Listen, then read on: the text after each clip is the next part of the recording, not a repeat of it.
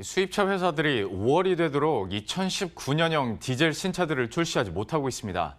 국제적으로 강화된 배출가스 인증 기준을 맞추지 못하다 보니까 인증 신청 서류조차 내지 못하고 있는 상황인데요. 고성능 디젤차를 중심으로 판매량을 급속히 늘려왔던 수입차 업체들의 입지가 좁아질 것으로 보이면서 자동차 판매 시장에도 상당한 변화가 예상됩니다. 이진규 기자와 함께 보다 자세한 내용 알아보도록 하죠. 수입차들이 신차를 지금 내놓지 못하고 있다라는 이유 좀 구체적으로 다시 한번 설명을 해주시죠. 네, 통상 자동차의 연식 변경은 전년 말이나 올 초에 이뤄집니다. 통상 2019년형이라고 하면 2018년 10월부터 2019년 1월까지는 출시가 이루어지는데요.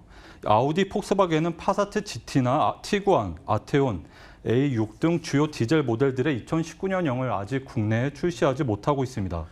신형 디젤 모델들이 5월이 돼서도 출시가 안 되니 폭스바겐의 경우 올해 3월 한 달 동안 8대를 판매하는 데 그쳤습니다. 수입차 1위인 벤츠의 경우 A클래스와 CLA 모델이 올해 국내에 출시되기도 했지만 출시 시기를 정하지 못하고 있습니다. 신차 출시가 안 되고 재고 물량은 바닥나면서 벤츠는 올해 1분기 13,000여 대를 판매해 지난해보다 36% 감소한 실적을 냈습니다. BMW 역시 올해 초 인기 모델인 520D 모델 신형 디젤 모델들의 출시가 미뤄지면서 올해 1분기 8,000여 대를 팔아 지난해보다 56% 줄어든 실적을 냈습니다. 수입차 업체들이 재고 부족을 겪으면서 올해 1분기 수입차 판매량은 5만 2천여 대로 지난해 같은 기간보다 21% 감소했습니다. 근데 앞에서 얘기했었던 그 모델들이 다 국내에서 잘 나가던, 그러니까 많이 팔리던 차량들이었잖아요. 근데 이제 재고가 부족해서, 그러니까 많이 팔려서 재고가 부족한 게 아니라 좀 다른 이유가 있는 거 아니겠습니까? 예, 수입차 업체들은 배출가스 인증 기준이 강화돼서 신차 출시가 지연되고 있다고 설명하고 있습니다.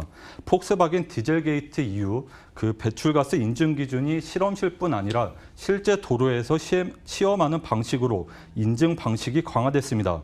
기존 방식은 제조사가 실험실 내에서 최적의 상태의 차량을 검사해 실제 도로 주행 시 배기가스 배출량과 다를 수 있다는 비판이 제기됐는데요. 그래서 지난해 9월부터 도입된 것이 국제표준 시험 방식이라는 이른바 WLTP와 실주행 검사인 RDE입니다. WLTP는 테스트 주행 시간과 평균 속도, 최고 속도를 기존 방식보다 늘려서 인증 통과를 더욱 까다롭게 했습니다. 또 기존의 실험실에서 리프팅 위에 올려놓고 배기가스를 측정했던 것에서 벗어나 실제 도로에서 주행하는 동안 배기가스를 측정합니다. 실제 도로에서 주행거리와 속도를 늘리면 배기가스가 더 많이 나오게 되는데 배출가스 허용 기준은 기존처럼 같은 기준이어서 인증 통과가 더 어려운 겁니다. 배출가스 인증 시험이 복잡해지고 인증하고자 하는 차량이 몰리면서 지연되고 있다는 건데 수입차 업계 이야기를 들어보겠습니다. 실험실에서 그냥 돌렸으면 됐는데 지금은 실제 도로에서 나가서 몇 시간 또 굴려야 되고 인적 자원도 없고 차는 짧은 시간 안에 인증을 다 다시 받아야 되니까 올리고 이런 것들 때문에. 방금 인터뷰 내용은 여러분들도 들으셨겠지만, 그러니까 쉽게 말해서 안에서 실험하지 뭐하러 밖에서 갑자기 실험을 하는 바람에 우리가 지연되고 있다, 뭐 이런 얘기를 수입업체에서는 하고 있는 거잖아요.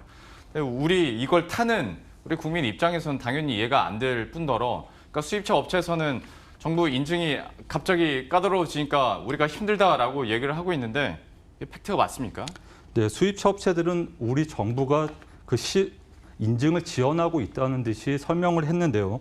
확인해 본 결과 수입차 업체들은 국내 교통당국에 배출가스 인증 서류조차 제출하지 못하고 있었습니다. 수입차 업체들이 국내에서 디젤 차량을 판매하려면 국립환경과학원의 배출가스 인증을 받아야 합니다. 수입차 업체가 자체적으로 배출가스 검사를 진행한 뒤 기준에 부합하다는 서류를 환경과학원에 제출하면 환경과학원이 서류를 검토해서 인증 통과 여부를 결정하게 됩니다. 배기가스 배출량이 기준치에 육박하거나 의심스러운 차량만 환경과학원이 재검사를 진행하는데 재검사를 진행하는 차량은 10대 가운데 2대 정도라고 합니다. 대부분 서류로 인증을 해준다는 거죠. 수입차들이 서류만 제대로 준비해서 제출하면 특별한 문제가 없는 한 3주 내에 인증을 받을 수 있습니다. 또 유럽과 국내에서 요구하는 서류가 동일하기 때문에 유럽에서 인증을 통과하면 국내에서도 특별한 문제가 없이 인증을 받을 수 있습니다. 환경과학원 관계자의 의견을 들어보시죠. 서류로만 검사하다 보니 관련 차대 번호, 그 차가 맞는지 안 맞는지, 실제 A라는 차 모델이 있는데 그 모델이 실제 시험되는 데이터만 봤을 때 그게 포함이 되는지 안 되는지 확인하고요. 그게 따른 뭐 출력이라든지 이게 부합하는지 안 하는지 기술적 자료가 다 포함이 되죠. 그렇게 신청을 하게 되면 문제없을 시는 민원 처리 규정 관련해서 법률에 의해서 민원 처리 규정에 대한 관한 법률이 있습니다. 거기에 대해서 15일 이내에 처리가 되게끔 되어 있습니다. 근데 들어보면 그러니까 우리나라만 유독 까다롭게 구는 것도 아니고 그리고 인증을 우리가 지원하는 것도 아닌데 지금 못 팔고 있다라는 거잖아요. 그러니까 유럽에서도 인증을 못 받는 상황이어서 우리나라에서도 디젤차를 출시 못하고 있는 상황인 거고 우리 국내 자동차 시장에도 분명히 좀 영향을 미칠 것 같은데 어디가 반사이익을 받습니까? 예, 배출가스 인증 기준이 강화되면서 유럽 디젤차의 생산 판매는 점점 줄어들고 있고 대신 가솔린과 하이브리드 차의 비중이 점점 높아지고 있습니다. 지난해 9월 디젤차 위주인 유럽 시장에선 디젤 신차들이 잇따라 인증에 통과하지 못하면서 신차 등록 대수가 전년 대비 23% 이상 감소하기도 했는데요.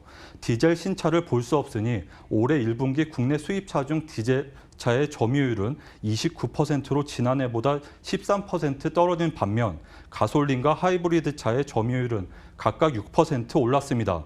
이 같은 추세는 계속 이어질 전망입니다. 결국은 지금 유럽에서 강화하고 있는 각종 디젤에 대한 배출가스 규정이 메이커들이 충분히 맞출 만큼의 어떤 기술력이나 메리트가 없어졌다는 얘기거든요. 그래서 향후 이런 어떤 분위기는 지속될 걸로 보여집니다.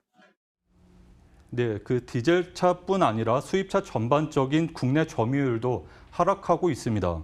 약 10년 전 5%대에 불과했던 국내 수입차 점유율은 꾸준하게 올라서 지난해에는 16%까지 상승했습니다. 특히 클린 디젤이라는 수식어를 앞세운 독일 자동차 회사들은 빅3를 형성해 왔는데요. 하지만 클린 디젤의 허상이 드러나면서 인증조차 통과를 못하고 출시 지원은 물론 소비자들로부터 외면을 받고 있어 현재 수입차의 점유율은 12% 수준까지 내려왔습니다. 디젤로는 더 이상 고성능과 높은 연비라는 강점을 지켜내며 환경 기준까지 맞추는 게 이제 불가능해진 상황이 됐습니다. 고가의 수입 디젤차들을 선택했던 소비자들의 선택지가 높아진 반면 내수차 업체들은 성능을 향상시킨 신차들을 쏟아내고 있는 상황을 감안하면 국내 차들의 반사 이익을 누릴 수 있을 거란 전망도 가능합니다. 예. 지금까지 이진규 기자와 함께했습니다. 잘 들었습니다.